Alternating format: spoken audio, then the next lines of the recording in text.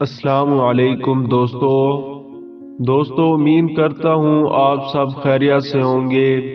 दोस्तों, जैसा कि आप सब जानते हैं कि इस्लाम का आजकल सोशल मीडिया पर बहुत मजाक उड़ाया जा रहा है और आने दिन हमें कोई ना कोई मसला और नई वीडियो देखने को मिलती हैं।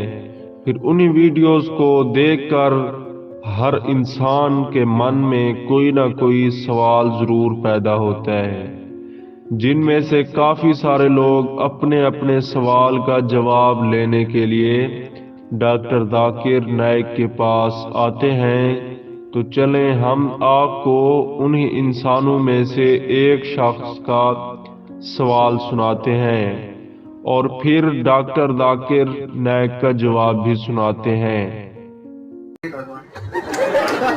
ये कोई पूछने का प्रश्न है?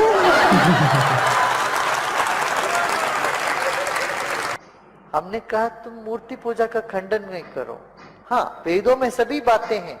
न तस्य प्रतिमा अस्ति बात है, उसके लिए कोई प्रतिमा नहीं है, मगर ये नहीं कहते कि प्रतिमा में वो नहीं है। Hello sir, I'm Palak Lalka from Kharghar. I'm a student. I just wanted to say something about the person who said, first asked you the question about idol worship. I'm a follower of Lord Krishna, and I just remember something that my aunt once told me, and I just wanted to say that it's like when we do idol worship, it's when we have a picture of them, or we can feel them. When you see them, you can actually feel what it is like, and you can praise them. It's what my perception is. So I just wanted to say that when related to the first person who asked you to he doesn't know what he feels about idol worship. बहन ने सवाल किया है कि वो कृष्ण की पुजारी है और जब बुत परस्ती करती है, मूर्ति पूजा करती है, तो मूर्ति का फोटोग्राफ, वो उस ईश्वर का फोटोग्राफ रखती है, उस ईश्वर की मूर्ति रखती है ताकि कंसंट्रेशन के लिए, तो इसीलिए वो मूर्ति पूजा करती है। बहन, आपके हिंदू धार्मिक किताब में लिखा है कि मूर्ति पूजा गलत है, और मैं कई बार कह चुका हूं, फिर से दोहराता हूं।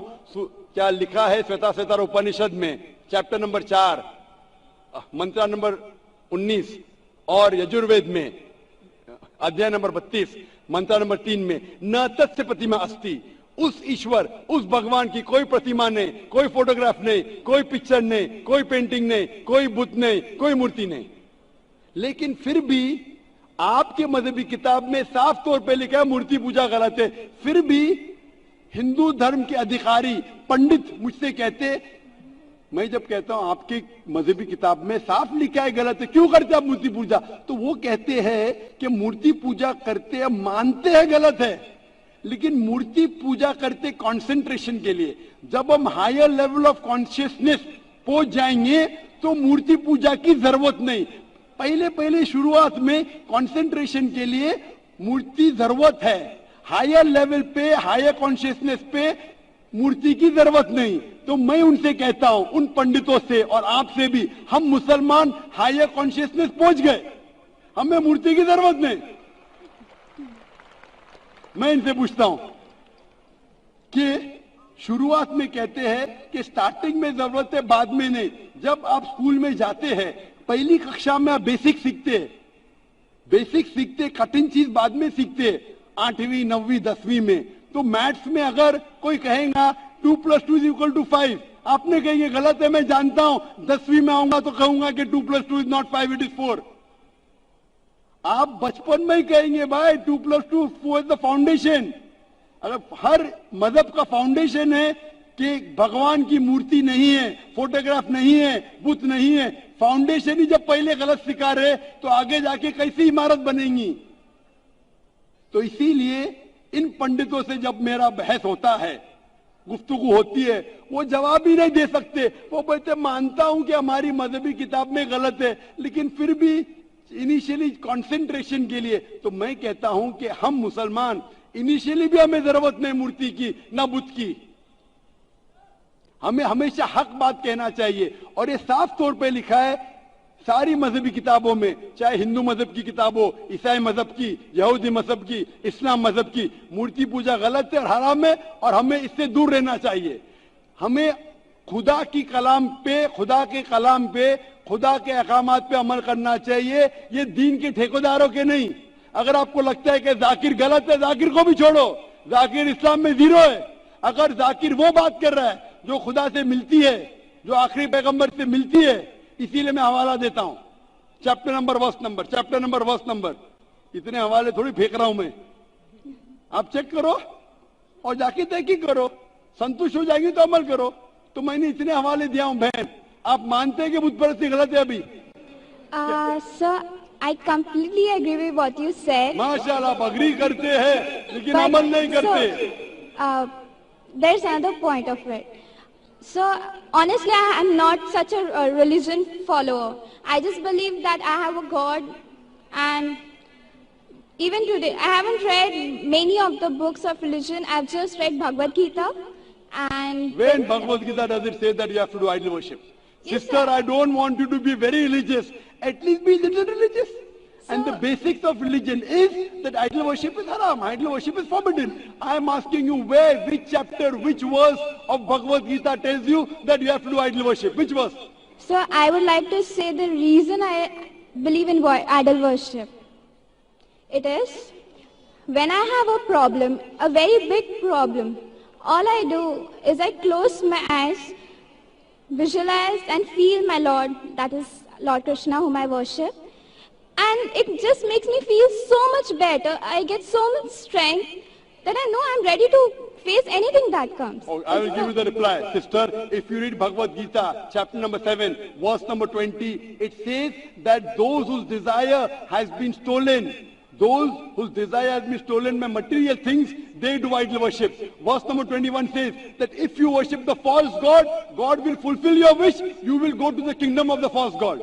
So Bhagavad Gita says that if you worship false god, he will fulfill your requirements, but you will go to the kingdom of the false god. Same thing is mentioned in the Quran. Allah gives you, even if you worship wrong things, Allah fulfills your desires and you go more into the depths of darkness. So this is, God is testing you, that do you really worship the true God or do you believe in wrong things? If you worship the wrong thing, Allah fulfills your desires and puts you more in the depths of darkness. You may think that if you ask an idol for wealth, you get wealth. Wealth will not take you to paradise. Following the commandments of God will take you to paradise. So sister, isn't it mentioned in Bhagavad Gita that don't do idol worship? It says those whose intelligence has been stolen by material desires, they do idol worship. So do you mean, I'm asking you, are you a materialistic person? I don't think so. So then why do you do idol worship? You are going against the teachings of Bhagavad Gita. I get it. I would like to think about it. Thank you, sir. Go back home, think about it, read the translation of Bhagavad Gita, and I request you to even read the translation of the Quran. Yes, sir, I Inshallah, you read the translation of the Quran, and inshallah, I will ask the sisters to give an English translation. And if you are satisfied, it will show you the true direction of how a life should be led. Thank you, Hope that sir. answers the question, sister. Yeah. जानने की कोशिश करेंगे कि Hinduism में खुदा का तसव्वुर क्या है।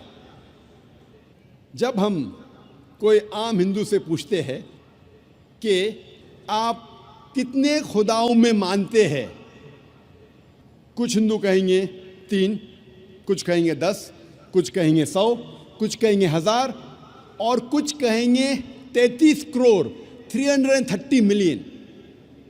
लेकिन जब हम एक विद्वान हिंदू से पूछते हैं जो अपने हिंदू ग्रंथ का मुताला कर चुका है कि हिंदू मज़हब में एक हिंदू को कितने खुदाओं में मानना चाहिए, तो वो हिंदू विद्वान कहेगा कि हिंदू को सिर्फ एक खुदा में मानना चाहिए और सिर्फ एक खुदा की इबादत करना चाहिए।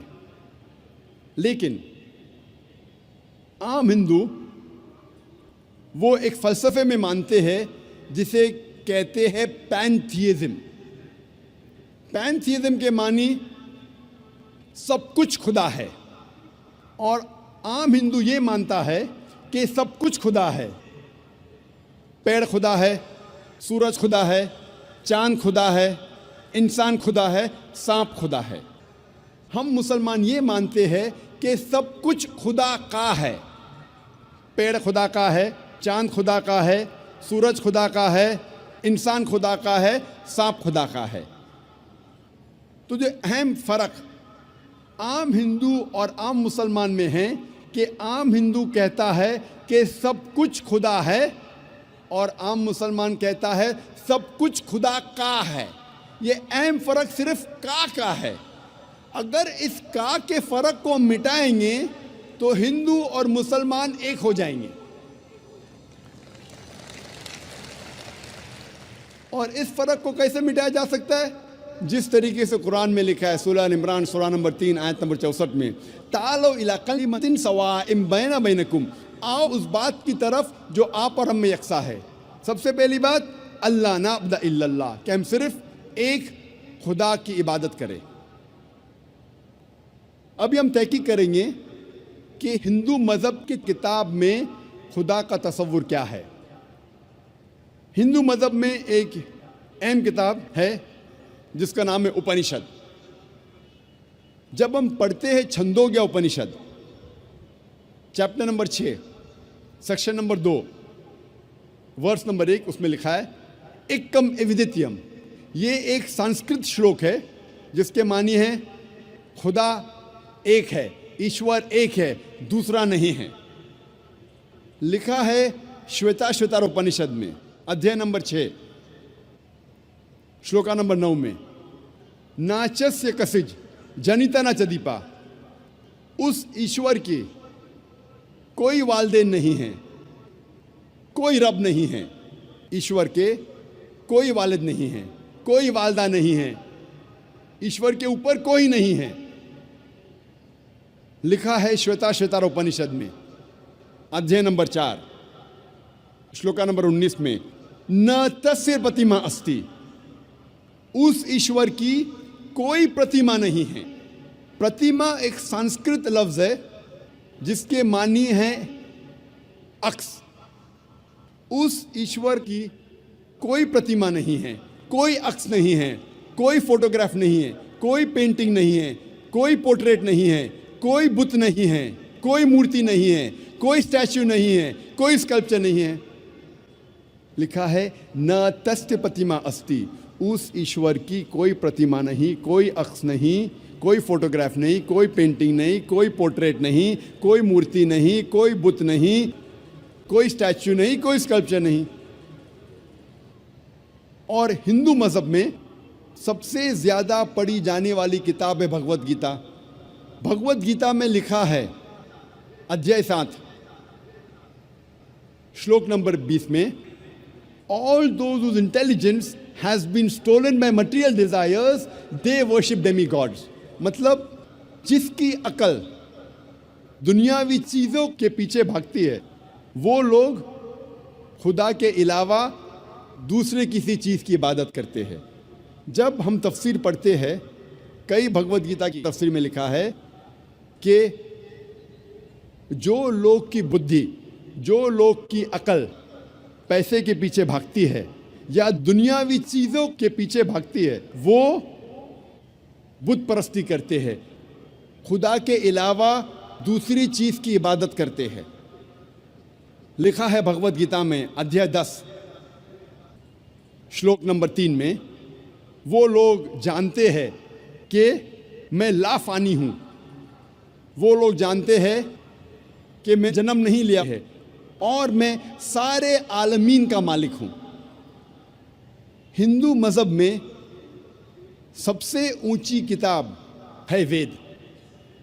अगर वेद और दूसरी हिंदू मज़हब की किताब में टकराव होता है तो हमें मानना चाहिए वेद। वेद हिंदू मज़हब की सबसे ऊंची किताब है। जब हम वेद पढ़ते हैं, इसमें लिखा है यजुर्वेद में अध्याय नंबर 32, श्लोक नंबर 3 में, न तस्य प्रतिमा अस्ति, उस ईश्वर की कोई प्रतिमा नहीं है। जैसे मैंने कहा, प्रतिमा एक संस्कृत लफ्ज़ है जिसके मानी है अक्स, फोटोग्राफ, पेंटिंग, पोर्ट्रेट, बुत, मूर्ति, स्कल्पचर, न तस्य प्रतिमा अस्ति, उस ईश्वर की कोई प्रतिमा नहीं, कोई अक्ष नहीं, कोई फोटोग्राफ नहीं, कोई पेंटिंग नहीं, कोई पोर्ट्रेट नहीं, कोई बुत नहीं, कोई मूर्ति नहीं, कोई स्कल्पचर नहीं, कोई स्टैच्यू नहीं। लिखा है यजुर्वेद में अध्याय नंबर 40 श्लोक नंबर 8 में कि ईश्वर पाक है, उसका कोई अक्स नहीं। लिखा है यजुर्वेद में अध्याय नंबर 40 श्लोक नंबर 9 में अंधात्म प्रविशन्ति या असंभूति उपास्ते। अंधात्म मतलब अंधकार, प्रविशन्ति मतलब दाखिल होना, असंभूति मतलब वो चीजें जो नेचुरल है, जो कुदरती है। तो ये श्लोक में यजुर्वेद अध्याय नंबर 40 श्लोक नंबर 9 में लिखा है, वो लोग अंधकार में दाखिल हो रहे हैं, वो लोग जो असंभूति की इबादत करते हैं, जो कुदरती चीज़ों की इबादत करते हैं, मिसाल के तौर पे हवा, पानी, आग वगैरह। और ये श्लोक में आगे लिखा है, वो लोग और घोर अंधकार में दाखिल हो रहे हैं, वो लोग जो संभूति की इबादत करते हैं। संभूति की मानी इंसान की बनाई हुई चीज़ें, मिसाल के तौर पे टेबल, चेयर, बुत, मूर्ति वगैरह। कहाँ लिखा है? यजुर्वेद अध्याय नंबर 40 मंत्र नंबर 9 में। आगे जब पढ़ते अथर्ववेद में लिखा है किताब नंबर 20 अध्याय नंबर 58 मंत्र नंबर 3 में, देव महासी, महान है वो ईश्वर। और वेद में सबसे ऊंची मानने वाली वेद है ऋग्वेद। वेद 4 किस्म की होती है, ऋग्वेद, यजुर्वेद, सामवेद, अथर्ववेद। ये चारों में सबसे ऊंची वेद है ऋग्वेद। ऋग्वेद में लिखा है किताब नंबर 1 अध्याय नंबर 164 मंत्र नंबर 46 में, एकम सत विप्र बहुधा वेदांते। सत्य एक है, सच एक है, ईश्वर एक है, और साधु संत और विद्वान इस ईश्वर को कई नामों से पुकारते हैं। ये पैगाम फिर से दोहराया गया है ऋग्वेद में किताब नंबर 10 अध्याय नंबर 114 मंत्र नंबर 5 में।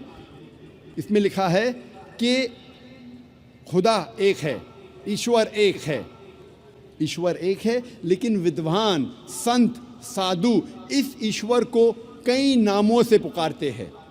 और जब हम ऋग्वेद पढ़ते हैं किताब नंबर 2 अध्याय नंबर 1, सिर्फ किताब नंबर 2 अध्याय नंबर 1 में 33 नाम और सिफतें दिए गए हैं इस ईश्वर को।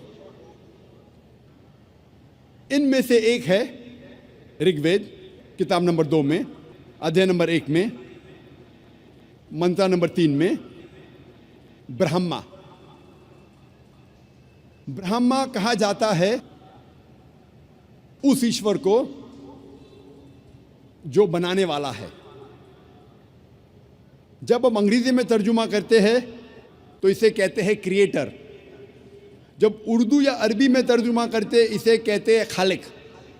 हम मुसलमानों को कोई एतराज़ नहीं अगर कोई कहता है कि खुदा या ईश्वर खालिक है या क्रिएटर है या बनाने वाला है, लेकिन अगर कोई शख्स कहता है क्या ब्रह्मा खुदा है जो बनाने वाला है, लेकिन उसके 4 सिर है और हर सिर पर क्राउन है, हम मुसलमान इस पे एतराज़ लेते हैं, क्योंकि आप ईश्वर को अक्स दे रहे हैं। और साफ तौर पे लिखा है श्वेताश्वतरा उपनिषद में अध्याय नंबर 4 श्लोका नंबर 19 में, न तस्य प्रतिमा अस्ति, उस ईश्वर की कोई प्रतिमा नहीं, कोई अक्स नहीं, कोई फोटोग्राफ नहीं, कोई पेंटिंग नहीं, कोई पोर्ट्रेट नहीं, कोई मूर्ति नहीं, कोई बुत नहीं, कोई स्टैच्यू नहीं, कोई स्कल्पचर नहीं। एक और सिफत या नाम ऋग्वेद किताब नंबर 2 अध्याय नंबर 1 मंत्र नंबर 3 में दिया गया है, वो है विष्णु। विष्णु कहते हैं पालने वाले ईश्वर को। अगर अंग्रेजी में तर्जुमा करते तो हो जाता है सस्टेनर, चेरिशर।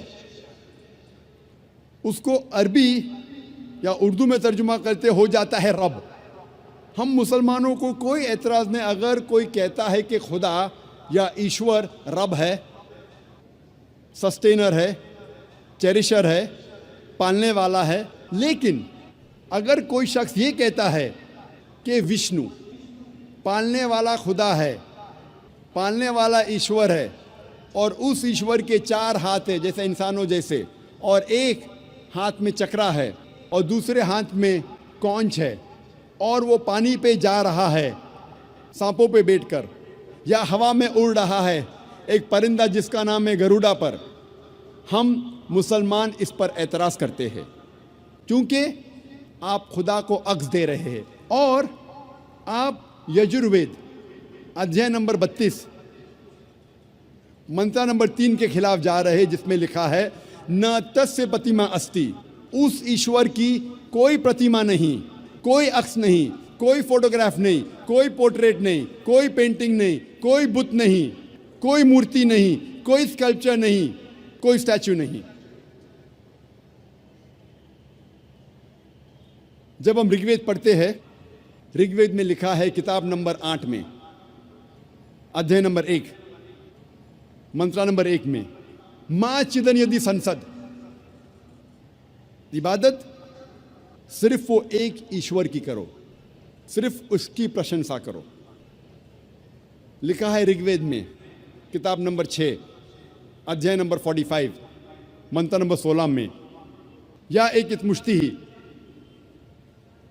प्रशंसा सिर्फ वो एक खुदा की करो, सिर्फ उसकी इबादत करो। और हिंदू मज़हब में जो ब्रह्मा सूत्रा है, जो हिंदू मज़हब का कलमा है, वो है एकम ब्रह्म द्योत्या नास्ते, नैना नास्ते किंचन, भगवान एक ही है, दूसरा नहीं है, नहीं है, नहीं है, जरा भी नहीं है। There is only one God, not a second one, not at all, not at all, not in the least bit. जब हम हिंदू मज़हब की किताबों का मुताला करते हैं, हमें पता लगता है कि हिंदू मज़हब में लिखा है कि एक ही ईश्वर, एक ही खुदा की इबादत करो, जिसकी कोई प्रतिमा नहीं, जिसका कोई अक्स नहीं, जिसका कोई फोटोग्राफ नहीं, कोई पेंटिंग नहीं, कोई पोर्ट्रेट नहीं, कोई बुत नहीं, कोई मूर्ति नहीं, कोई स्टैचू नहीं, कोई स्कल्पचर नहीं। अगर आपको समझना है कि हिंदू मज़हब में खुदा या ईश्वर का सही तस्वुर क्या है, तो आपको हिंदू मज़हब की किताबों का मुताला करना चाहिए। और दोस्तों, इसी के साथ साथ हम आपको ये भी बताते चलें कि दुनिया के पहले इंसान से लेकर आज तक सबसे पुराना मजहब इस्लाम है। और जाहिर सी बात है, इस्लाम के जितने चाहने वाले हैं उतने ही इस्लाम के दुश्मन भी हैं, जो दुनिया के हर कोने कोने में मौजूद हैं। और ये इस्लाम के दुश्मन दिन ब दिन ताकतवर और अक्लमंद बनते जा रहे हैं। ये वजह है कि इस्लाम आज दुनिया का सबसे तेज फैलने वाला मजहब भी बन गया है। लेकिन शायद इस्लाम के दुश्मन ये भूल रहे हैं, इस्लाम एक सुकून परस्त और भाईचारे की वजह से खामोश है। और जिस दिन मुसलमान भाईचारे को भूल कर अपनी पर आ जाए तो इसे दुनिया की कोई भी ताकत रोक नहीं सकती। तो दोस्तों, ये थी हमारी आज की वीडियो। उम्मीद करता हूँ कि आपको ये वीडियो पसंद आई होगी। ये वीडियो अच्छी लगे तो वीडियो को लाइक करें, और ऐसी वीडियो और देखने के लिए हमारे चैनल को सब्सक्राइब करना ना भूलें। अपना और अपने प्यारों का ध्यान रखें। अल्लाह हाफिज।